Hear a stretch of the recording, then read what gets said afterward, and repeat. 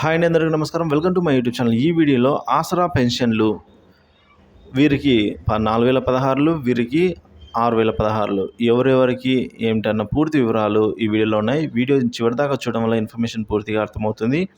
అలాగే వీడియో నచ్చినట్లయితే ఒక లైక్ చేయండి, షేర్ చేయండి, సబ్స్క్రైబ్ అవునట్లయితే మన ఛానల్ సబ్స్క్రైబ్ చేసుకోండి. తెలంగాణ రాష్ట్రంలో ఉన్న వృద్ధులకు 4016, వికలాంగులకు 6016, వితంతువులకు కూడా ఈ విధంగా తెలంగాణ రాష్ట్ర కాంగ్రెస్ ప్రభుత్వం 10 శుభవార్త తీసుకుని రావడం జరిగిందండి.